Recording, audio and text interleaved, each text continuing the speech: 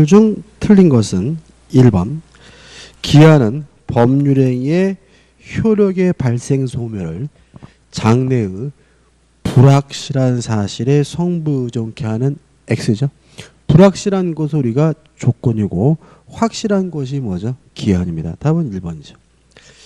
2번 법률의 효력의 발생과 소멸에 대해 시기는 정지 조건과 종기는 해지 조건과 유사하다. 맞는 질문이겠죠. 넘겨보시면 3번 불확정 기한은 조건과 유사한데 그 구별은 법률행위 해석 문제에 규착된다. 맞겠죠?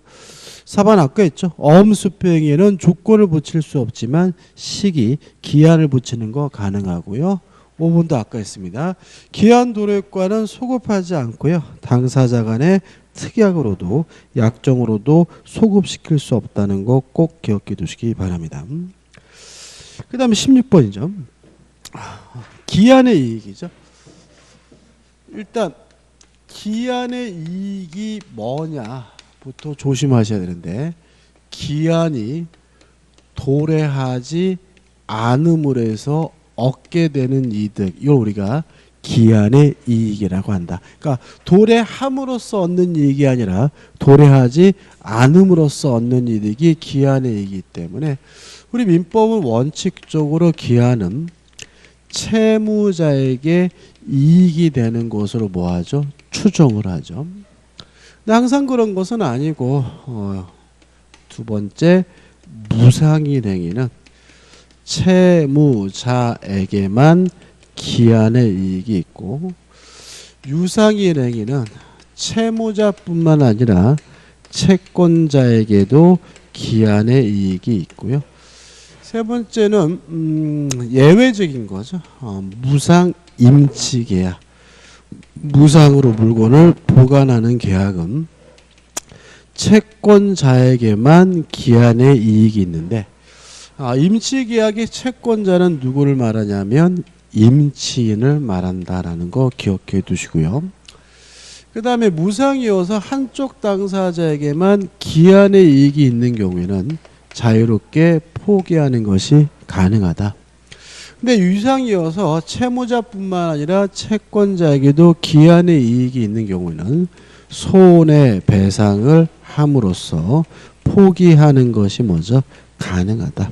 다시 말하면 유상이면 채권자에게도 기한의 이익이 있으므로 손해배상을 해야 포기할 수 있다는 것까지 기억해 두시면 되겠죠. 그 다음에 이제 이러한 기한의 이익의 상실 사유가 있죠. 언제 기한의 이익을 상실하느냐.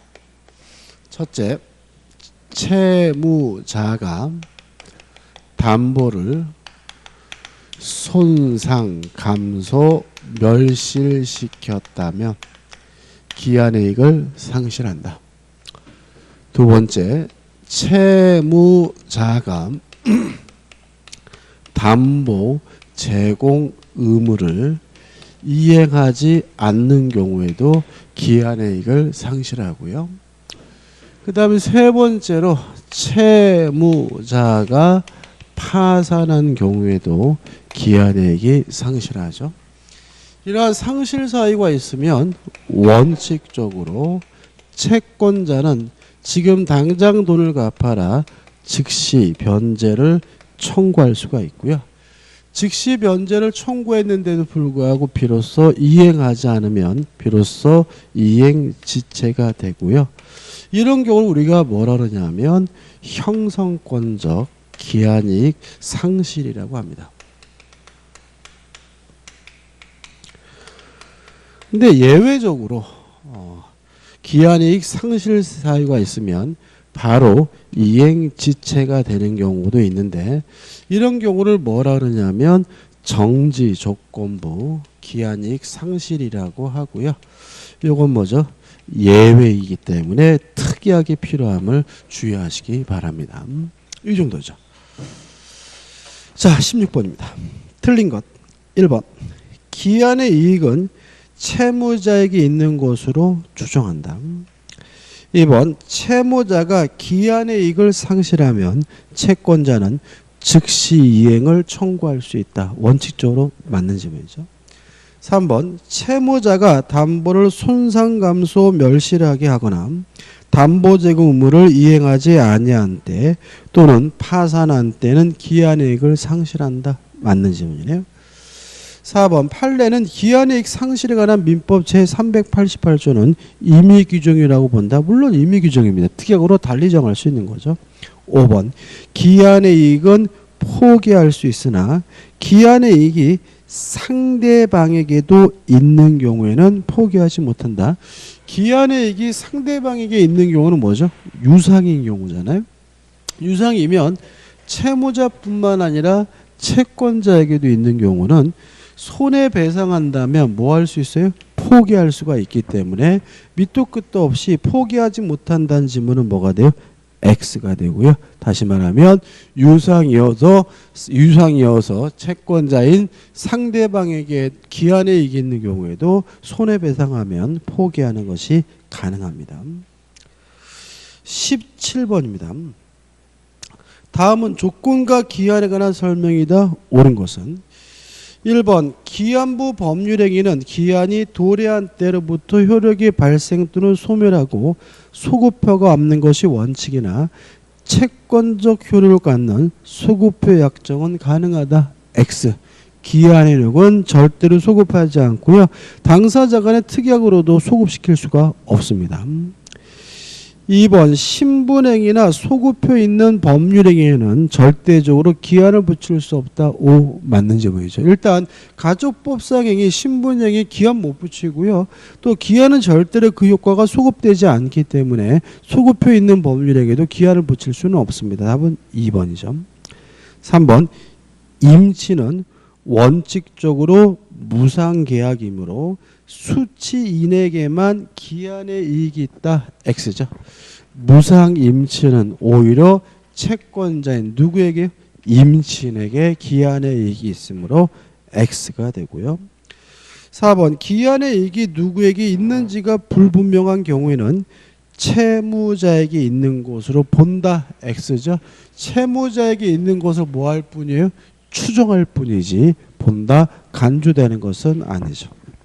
5번 기한의 이익은 포기할 수 있으나 기한의 이익이 상대방에게도 있는 경우에는 포기할 수 없다. X죠.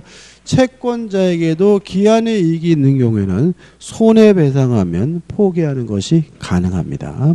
답은 2번이죠. 18번입니다. 조건과 기한에 관한 설명으로 틀린 것은 3번 볼까요? 3번 조건이 선량한 풍속 기타 사회질서 위반한 경우 조건이 반사회적이면 법률행위 전체가 다 무효가 되니까 그 법률행위는 조건 없는 법률행위로 본다. X가 되고요. 답은 3번이 되죠.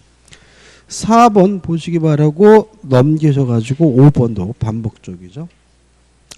19번 조건 및 기한에 관한 설명 중 틀린 것은 이것도 답만 볼 건데 2번 기한은 채무자의 이익을 위한 것으로 본다. X죠. 채무자의 이익을 위한 것으로 뭐 할 뿐입니까? 추정할 뿐이죠. 20번입니다. 조건 및 기한에 관한 다음 기술 중 틀린 것은 1번은 뭐 반복적이고 2번 기해무니까 맞는 질문. 2번, 3번 반복적이죠. 4번도 반복적이고요. 5번 보시면 또 나왔네. 기한의 이익이 상대방을 위해서도 존재하는 경우 채무자는 기한의 이익을 포기할 수 없다. X. 상대방의 손해를 배상하면 포기할 수가 있죠. 자, 21번입니다. 다음 중 채무자의 기한이익 상실소에 해당하지 않는 거죠. 자, 채무자가 담보를 손상 감소 멸실시켰을 때 따라서 1번 채무자가 담보를 손상한 때 4번 채무자가 보증인을 상해하여 생활 능력을 상실시킬 때는 기한이익 상실 사유가 됩니다. 다시 말하면 여기서 담보는 물적 담보뿐만 아니라 무엇도 포함해요? 인적 담보도 포함되기 때문에 4번 보증인을 상해하여 생활 능력을 상실시키는 것도 기한이익 상실 사유가 되고요. 2번 채무자가 파산한 때, 3번 채무자가 담보재개 의무를 게을리할 때 기한이익 상실 사유죠. 답은 뭐죠? 5번이죠. 채무자의 무자력은 기한이익 상실 사유가 아니죠. 22번입니다. 기한이익에 관한 다음 설명이 틀린 것은, 다시 말하면 기한이익 상실 사유가 있으면 원칙적으로 즉시 변제를 청구할 수 있고요. 이행하지 않으면 비로소 이행지체가 되는 형성권적 기한이익 사유가 원칙이거든요. 따라서 1번 기한의 이익 상실에 관한 당사자의 특약은 형성권적 기한이익 상실에 관한 특약의 대가로 볼 만한 특별한 사유가 없으면, 다른 말로 하면 원칙적으로 정지조건부 기한이익 상실에 관한 특약으로 추정함이 판례 태도이다. X입니다. 원칙이 뭐죠? 형성권적 기한이익 상실. 정지조건부 기한이익 상실은 뭐죠? 예입니다. 답은 1번이죠. 2번 토지에 대한 임대차 계약을 체결하면서 그 임대차 기간을 토지를 임차인에게 매도할 때까지로 정했어요. 그러면 매도할 때까지는 불확실한 거죠. 이것은 기한이 아니라 조건이기 때문에 다른 사정이 없는 한 도래할지 여부가 불확실하기 때문에 기한을 정한 경우로 볼 수 없다. 맞는 질문이고요. 3번 기한은 채무자를 위한 것으로 추정을 하고, 4번 기한의 이익이 상대방을 위해서도 존재하는 경우에는 상대방의 손해를 배상하고 포기할 수 있다. 맞는 질문이고요. 5번 변제기가 도래하지 않았음을 알면서 변제한 때에는 기한의 이익을 포기한 것으로 본다. 당연히 뭐죠? 맞는 질문이겠죠. 23번입니다. 이런 식의 문제는 안 나오겠죠. 너무 깁니다. 그죠? 그러니까 요거는 연습해보라는 의미에서 넣은 거죠. 다음 교수의 질문에 대한 학생의 대답 중 틀린 것은 1번 갑이 을에게 자신의 회사에서 3년간 근무하는 것을 조건으로 A 부동산을 증여하겠다고 약속하였다면 을은 자신의 권리를 언제부터 행사할 수 있는가? 학생, 을은 3년간 근무하기 전이라도 그 권리를 처분 상속 또는 담보로 제공할 수 있습니다. 맞죠? 왜냐하면 조건부 권리는 일반 규정에 따라서 처분할 수도 있고 상속할 수도 있고 담보로 제공할 수 있으니까요. 교수 위 일의 사례에서 을이 자신의 권리를 보존할 수 있는 방법이 있는가? 학생 을은 자신의 권리를 보존하기 위하여 뭐 할 수 있죠? 가등기를 할 수 있고 조건부 권리에 침해가 있는 경우 불법행위한 손해배상 청구권 행사할 수 있다. 맞는 질문이죠. 3번 위 일의 경우 사례에서 만약 갑이 특별한 이유 없이 을에 해고를 했어요. 그러면 조건 성취를 방해한 거죠. 신의 측에 반해서 학생 을은 3년간의 근로를 마칠 수 없게 되었지만 조건의 성취를 주장하여 A 부동산의 소유권 이전을 청구할 수 있습니다. 왜냐하면 조건 성취를 신의 측에 반해서 방해한 경우는 조건이 성취됐으면 뭐 할 수 있어요? 주장할 수가 있으니까요. 4번 병의 아내 정과 부부관계 종료를 해제 조건으로 부동산의 증여계약을 체결했다면 조건뿐만 아니라 법률행위 전체가 다 뭐가 돼요? 반사회적이어서 무효인 거잖아요. 따라서 학생 부동산에 대한 조건부 증여계약은 조건이 위법하므로 조건 없는 증여계약이 성립되어 X죠. 근데 완전히 소유권이 정에게 이전된다는 말은 맞아요. 무슨 말 이해되세요? 그러니까 지금 이런 거잖아요. 지금 병이 아내 정이 처에게 예를 들어서 뭘 넘겨줬어요? 부동산 얘기죠. 10억짜리 토지를 증여하면서 혹시라도 이혼하면 반환해야 돼 이렇게 계약을 했다면 이혼하면 반환한다는 것만 반사회적에서 무효인 것이 아니라 증여하기로 하는 것도 반사회적에서 어떻게 무효다. 왜냐하면 조건이 반사회적이면 법률행위 전체가 다 무효잖아요. 그럼 여기서 우리가 조심할 것이 뭐냐면 만약에 병이 정에게 이전 등기해 주기 전이면 등기해 줄 필요 없는 거죠.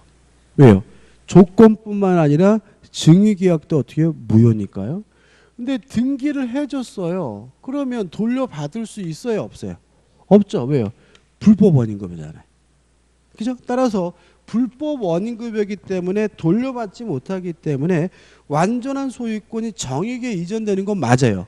무슨 말 아시겠죠? 그죠? 그렇지만 조건 없는 증여계약이라는 건 뭐죠? X죠. 조건뿐만 아니라 증여계약 자체도 왜 무효입니까?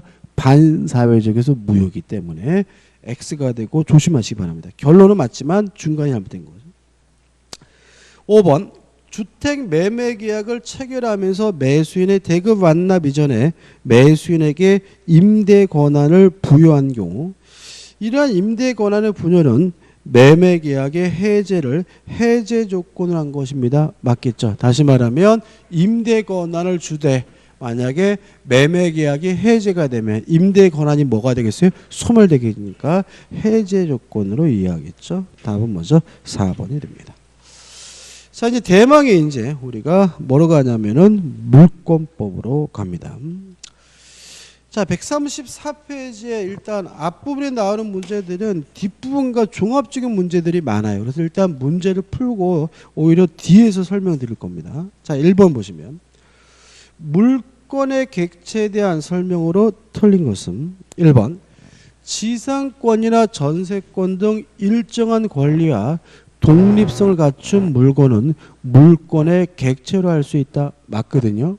그러면 이 물건은 물권의 객체할 때 이 가장 대표적인 물건이 뭐죠?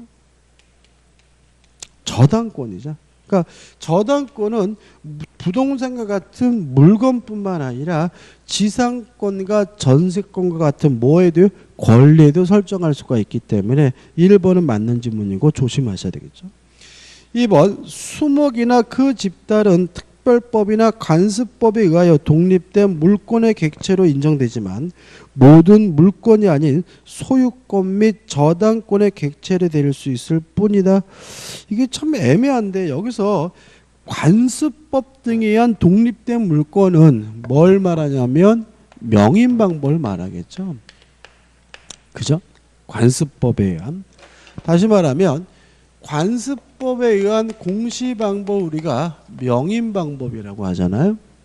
이 명인방법 완전한 공시방법은 아니기 때문에 소유권을 이전하는 것은 가능하지만 저당권을 설정할 수는 없다는 게 판례 입장이에요. 따라서 명인방법이 포함됐기 때문에 저당권에게 해체될 수 있을 뿐이다. X가 되는 거죠. 근데 여기서 조심할 것이 뭐냐면 이 명인방법으로 양도담보를 설정할 수 있다는 건 좀 조심하시기 바라요. 이것까지 나오고 있습니다. 다시 말하면 명인방법은 완전한 공시방법이 아니기 때문에 소유권을 이전할 수 있을 뿐 저당권은 설정할 수는 없다. 다만 뭐는 설정할 수 있죠? 양도담보를 설정하는 건 가능하죠. 왜요?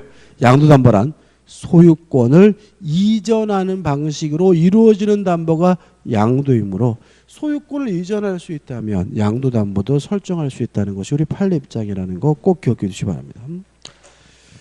3번 토지는 지적법 규정이고 분필 절차를 거쳐야 분할이 되고요. 4번 자연석은 토지의 구성 부분으로서 그 형태를 불문하고 독립된 물건이 성립하지 못하는 것이 원칙이고요. 다시 말하면 땅 속에 있는 돈은 누구 거죠? 땅 소유자 거죠. 5번 권한 없이 타인의 토지에 경작된 성숙된 농작물은 토지에 독립된 물건으로서 경작자의 소유로 보는 것이 판례 입장이다. 왜죠? 농작물은 토지에 뭐 되지 않습니까? 부합되지 않는다는 것이 판례의 확고한 태도죠. 따라서 2번도 5번을 보시면 농지 소유자의 승낙 없이 농작물을 경작했어요. 그러면 경작자고죠. 이때 명인방법 같은 거 필요 없습니다. 무조건 누구 거예요? 경작자 거고 토지에 부합되지 않는다는 것이 우리 판례 입장입니까? 명인방법을 갖춰야만 토지와 별도로 독립된 소유권의 객체로 된다. X고요. 답은 뭐죠? 5번이 되는 거죠. 3번의 답은 뭐 1번입니다. 물권의 객체인 물건은 반드시 현존해야 되고 특정하고 독립된 물건이어야 되고요. 그 다음에 4번인데 일물 일권주의에 관한 다음 설명 중 틀린 것은 2번을 보시면 한 동의 건물의 일부가 독립하여 소유권의 객체는 될 수는 없다. X죠. 뭐가 떠오르시나요? 아파트가 떠올리시죠. 다시 말하면 아파트와 같은 뭐가 인정이 됩니까?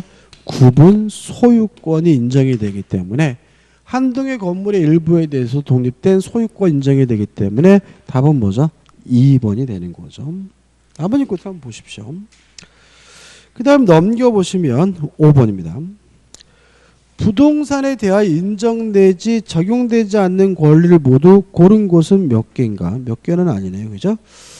일단 기억, 공시원칙 부동산에 인정이 됩니다. 니은번 공실의 원칙 인정되지 않죠. 다시 말하면 부동산 등기에 대해서는 공실의 원칙 인정되지 않고요. 디귿번 무주물이라는 이유로 선점의 대상이 되는 것은 동산이 하나죠. 부동산은 누구 거가 돼요? 국가 거가 되니까 니은번 무주물 선점은 부동산에 대해서 인정되지 않습니다. 리을번 매장물에서 매장물은 동산 부동산을 불문하기 때문에 리을번은 포함이 되고요. 미음번 가공은 원칙적으로 동산이 하나입니다. 부동산에 대한 가공은 허용되지 않습니다. 다시 말하면 가공했다는 이유로 가공자의 소유가 되는 것은 동산이 하나는 거죠. 비읍번 유치권 동산 부동산 불문하고요. 시읍번 양도담보도 동산 부동산 불문하고 이응번 환매도 동산 부동산을 불문하기 때문에 답은 3번이 되는 거죠. 6번 동산과 부동산의 차이점이라고 볼 수 없는 것은 답만 볼게요. 5번 시효취득 인정 여부요. 동산도 인정되고 부동산도 인정됩니다. 기간만 다를 뿐이죠. 답은 5번이죠. 7번입니다. 물건의 객체인 물건에 관한 다음 설명 중 틀린 것은 이것도 답만 봅니다. 5번 농작물은 뭐 되지 않습니까? 부합하지 않고요. 뭐 갖출 필요 없죠? 명인방법 갖출 필요가 없잖아요. 따라서 1년생 농작물은 비록 권한 없이 타인의 토지에 경작된 경우에도 경작자가 소유권을 갖지만 최소한 명인방법은 갖추어야 한다. X죠. 명인방법 같은 거 필요가 없습니다. 넘겨보시면 8번입니다. 양도담보는요. 소유권을 이전할 수 있으면 어떤 물건이든지 다 설정할 수가 있어요.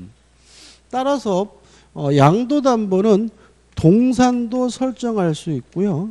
부동산도 설정할 수 있고 또 동산의 경우에 그 목적물을 특정할 수가 있다면 집합물에 대해서도 설정하는 것이 가능하고도 유효하다는 것이 우리 판례 입장입니다. 뭐는요? 양도담보는요.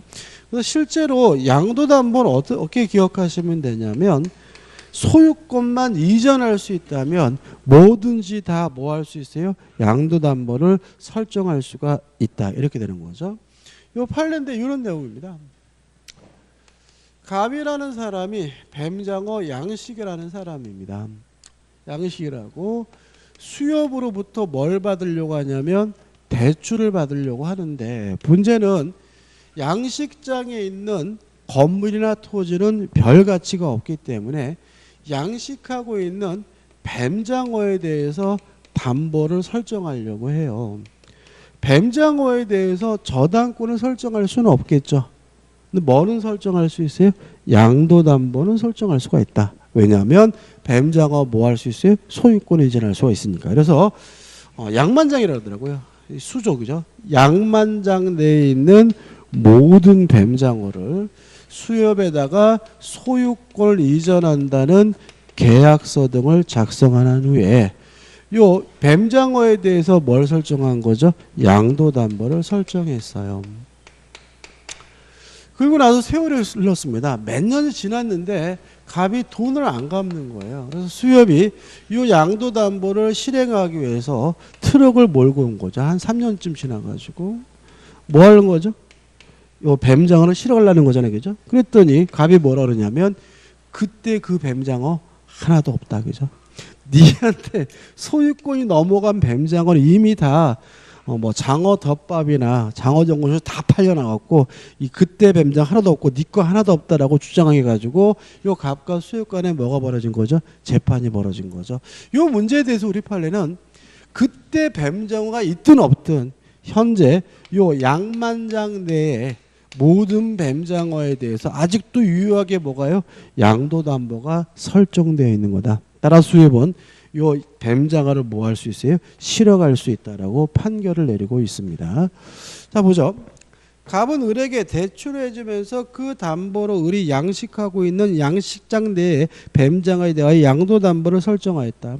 그런데 을은 어린 뱀장어 성장한 경우에 수시로 내다 팔고 또 수시로 어린 뱀장 양식에 넣어왔다. 이 경우에 관한 설명을 옳은 것은 어떤 건지 아시겠죠? 1번.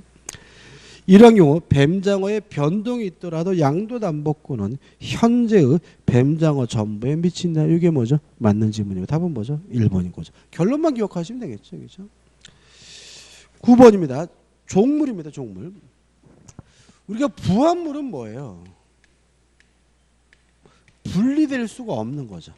그죠? 분리될 수가 없는.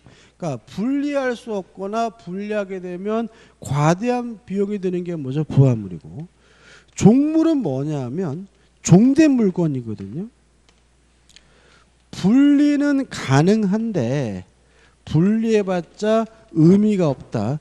존재 가치가 없는 물건 우리가 종물이라고 합니다. 예를 들어 가지고 자동차가 주된 물건 주물이라면 타이어는 종된 물건 종물이에요. 왜냐하면 자동차 타이어는 뭐 할 수 있어요? 분리할 수 있지만 분리하면 존재 가치가 없는 거죠. 이 자동차 타이어가 존재 가치가 있으려면 뭐하고 붙어 있어야 돼요? 자동차와 결합되어 있어야 되니까 이런 거 우리가 뭐죠? 종물이라고 하고요. 물론 자동차를 팔면 타이어도 뭐요? 쫓아가는 것이 뭐죠? 원칙입니다. 물론 특약으로 달리 정할 수 있죠. 그죠? 다시 말하면 특약으로 타이어만 팔거나 자동차만 파는 것도 가능하거든요. 자, 1번. 주유기는 주유소의 종물이고 주유소 지하에 유류 저장된 건은 주유소 토지의 부합물이다. 왜요? 주유기는 분리할 수 있지만 분리해봤자 가치가 없으니까 뭐예요? 종물이고 유류 저장된 거는 분리할 수 없죠? 이게 뭐죠? 부합물이겠죠. 2번 종물은 독립된 물건으로서 주물의 소유자가 부속시킨 물건이고요. 3번 주물과 종물에 관한 민법 규정은 권리 상호간에도 적용됩니다. 따라서 주된 권리, 종된 권리에 똑같이 적용이 되고요. 4번 주물에 설정된 저당권 설정 이외에 부속된 종물에는 미치지 않는다. X죠. 자, 왜냐하면 이런 거죠. 요 자동차에다가 저당권 설정했어요. 요 자동차에다가 저당권이 설정되고 나서 경매가 되면 경락인은 자동차뿐만 아니라 타이어도 같겠죠. 왜요? 저당권의 군 주물에도 미치고 뭐에도 미쳐요? 종물에도 미치고요. 물론 저당권이 설정된 후에 타이어를 갈았다 하더라도 그것은 뭐하지 않습니까? 고려하지 않으니까 저당권이 설정 이에 부속된 종물에는 미치지 않는다. X고요. 종물하면 뭘 집어넣어 버리세요? 자동차 타이어를 집어넣으시면 쉬워요. 5번 건물의 소유권 이전된 경우 그 건물의 대지에 대한 임차권을 함께 이전하는 것이 원칙이죠. 왜요? 대지 사용권은 일체성이 있으니까요. 10번입니다. 물건에 관한 설명으로 틀린 것은 2번이 답입니다. 현존하는 물건에 대해서만 물권이 성립될 수가 있어요. 따라서 장내 물건에는 물권이 성립될 수가 없으므로 답은 뭐죠? 2번이 되는 거죠. 그 다음에 이제 3번과 4번 물권 법정주의죠. 물권에 관한 사항은 법으로만 정하는 주의가 뭐죠? 물권 법정주의죠. 여기서 법은 뭐죠? 법률과 관습법을 말하는데 이 법률은 국회에서 제정한 형식적 의미의 법률만을 의미한다. 따라서 대통령령이나 장관령으로는 물권을 정할 수가 없고요. 그 다음에 관습법으로도 물권을 정할 수가 있는데 관습법상 인정되는 물권은 꼭 기억해 두셔야 되죠. 세 가지를 인정하고 있죠. 분묘, 기직권, 관습법상 법정지상권, 그 다음에 동산의 양도담보. 요 세 가지 외에는 우리 판례가 관습법상 물권을 인정하지는 않습니다. 그 다음에 법률과 관습법으로 뭘 정하냐면 종류를 정합니다. 종류를 강제하고요. 내용을 정합니다. 내용을 강제합니다. 따라서 물권 법정주의에 위반하게 되면 무효가 되거든요. 따라서 물권법의 대부분의 규정은 강행 규정인 이유는 물권법의 지배 이념이 뭐이기 때문에 물권 법정주의이기 때문에 그렇습니다. 3번 물권은 법률과 관습법에 의함이 아니면 임의로 창설할 수 없다 해서 법률은 형식적 의미의 법률을 의미하고 따라서 명령은 물권법 배번이 될 수 없다. 맞는 질문이죠. 4번 민법 제185조에 의하여 물권의 창설에 있어 법률과 관습법은 서로 대등한 효력이 있다. 이게 맞는 지문이긴 한데 학설에 대립점이 있어요. 그래서 이런 거는 기억하려고 하지 마시기 바라고요. 5번은 좀 이따 보기로 하고요. 11번 다음 물권 중 동산을 객체할 수 없는 물권은 딱 나오죠. 지역권입니다. 지상권, 지역권, 전세권과 같은 용익물권은 부동산만을 객체를 할 수가 있죠. 여기서 조심할 것은 5번인데 왜냐하면 현행 민법상 저당권의 객체는 부동산이 원칙이거든요. 근데 자동차에다 저당권 설정할 수 있거든요. 특별법상. 자동차는 뭐죠? 동산입니다. 그죠? 그래서 특별법에 따라서는 저당권도 동산에 설정하는 것이 가능하기 때문에 3번만이 답으로 봐야 되겠죠. 5번은 좀 그러네요. 넘기셔가지고 12번입니다.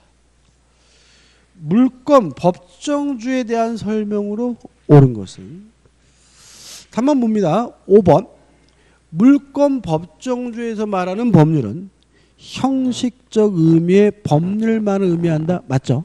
답은 뭐죠? 5번이고. 다른 것도 봐야 되겠구나.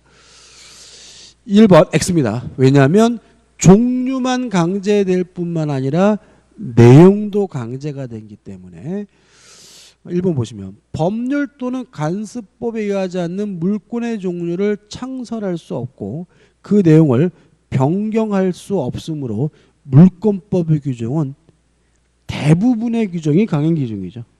모두가 강행 규정은 아니죠. 따라서 1번은 뭐죠? X죠.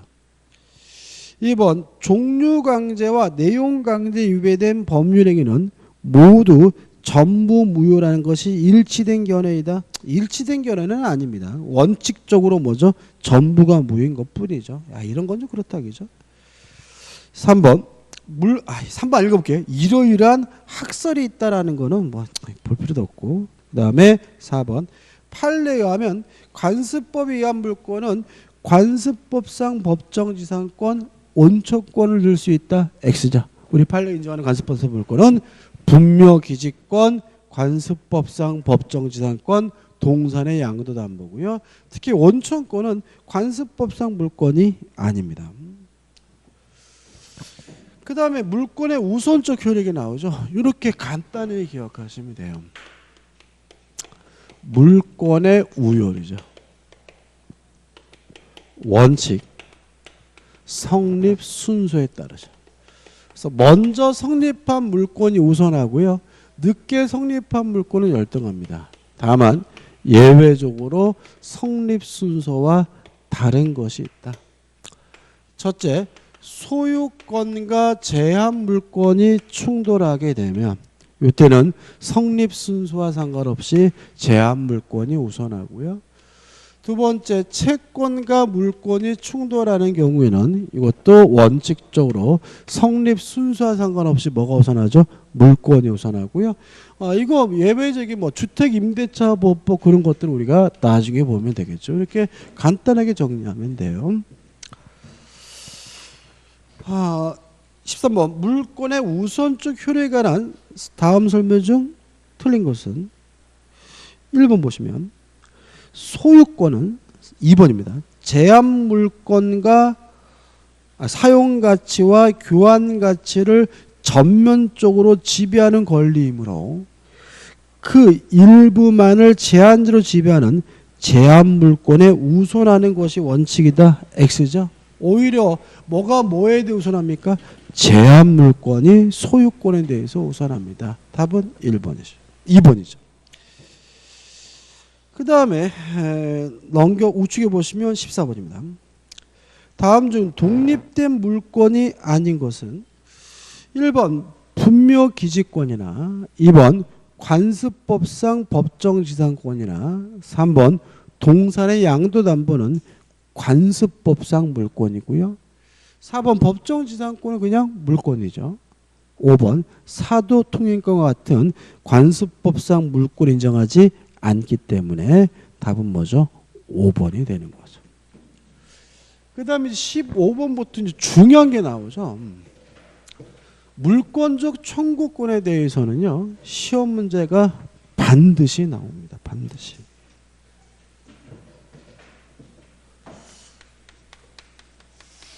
일단 물권적 청구권은 뭐냐? 물권으로부터 발생하는 청구권이 물권적 청구권이므로 물권이 있는 사람이 청구하면 물권적 청구권, 없는 사람이 청구하면 채권 청구권이다. 따라서 물권이 있어야지만 물권적 청구권 행사할 수 있다. 물권적 청구권만 따로 분리해서 뭐 할 수 없어요? 양도할 수 없다는 거 기억해 두시고요. 주체 물권자이어야 한다. 따라서 물권이 없는 사람에게는 뭐 하지 못합니까? 청구하지 못한다. 물권이 없는 사람은 물권적 청구 행사할 수가 없다. 상대방은 누구를 말하냐면 점유자를 말하는데 점유하고 있다면 그 사람에게 아무런 고의도 과실도 필요 없고요. 직접 간접을 불문하는데 유의하실 것은 건물의 철거 청구에 대해서는 간접 점유자인 임대인에게 철거를 청구해야 되고요. 직접 점유자인 임차인에게는 철거를 청구할 수는 없다. 근데 유의하실 것은 요 직접 점유자인 임차인에게 철거해달라고 요구할 수는 없지만 건물에서 퇴거해달라고 청구할 수 있음은 주의하시기 바랍니다. 다시 말하면 임차인이 그 건물에 살고 있다면 토지 소유자는 임대인에게 철거해달라고 요구를 하고요. 임차인에게는 건물에서 나가라고 뭐 할 수 있어요? 요구할 수 있다는 것이 우리 판례 입장임을 주의하셔야 합니다. 간단하지만 문제 보시면 까다롭기 때문에 확실하게 내 것으로 기억해 두셔야 됩니다. 15번입니다. 물권적 청구권에 관한 다음 설명 중 옳은 것은 1번 물권과 물권적 청구권은 절대로 분리될 수가 없기 때문에 1번은 뭐죠? X고요. 따라서 물권적 청구권은 원칙적으로 소멸시 걸리지 않습니다. 따라서 물권적 청구권은 소멸시 걸리지 않으므로 2번도 뭐죠? X가 되는 거죠. 3번 물권적 청구권의 상대방은 현재 물권에 대한 방해 상태를 자신의 지배하에 두고 있는 자. 이 사람을 누구라 그러죠? 점유자고요. 점유자라면 직간접을 뭐예요? 불문하기 때문에 직접점으로 침해 행위를 한 자에 하나하지 않는다. 직접 점유자 하나하지 않는다는 취지니까 3번은 뭐죠? 맞는 지문이고 3번이 답이죠. 4번 손해가 발생한 경우에는 방해자의 귀책 사유를 불문하고 그 손해배상을 청구할 수 있다. X죠. 다시 말하면 상대방에게 아무런 고의과실이 없더라도 물권적 청구권 행사할 수 있지만 손해배상을 청구하려면 반드시 침해자에게 뭐가 있어야 돼요? 고의과실이 있어야죠. 앞에 우선 앉으세요. 편하게. 그 다음에 5번 민법은 소유권과 점유권 하나요. 물권적 청구권 인정할 뿐이다. X죠. 원칙적으로 모든 물권자에게 물권적 청구권을 인정하고 있죠. 넘기셔가지고 16번입니다. 물권적 청구권의 요건에 관한 다음 기술 중 틀린 것인데 답만 보면 될 것 같은데요. 5번 물권적 방해 예방 청구의 경우 그 청구의 내용은 침해가 발생한 원인의 제거 및 담보 제공의 청구이다. X입니다. 또는이거든요. 그러니까 둘 중에 하나입니다. 그러니까 예방 청구의 경우는 예방이나 담보 둘 중에 하나만을 청구할 수 있기 때문에 5번은 뭐죠? X가 되는 거죠. 17번입니다. 옳은 것을 찾는데 1번 분리 양도할 수 없으니까 1번은 뭐죠? X고 또 침해자에게 아무런 뭐가 필요 없어요? 고의나 과실이 필요 없으니까 2번도 뭐가 돼요?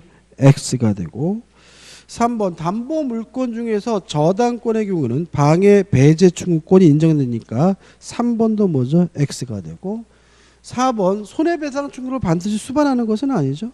5번은 뭐 의미가 5번은 뭐죠? 만든 지문인데 뭐 의미는 없습니다. 18번입니다.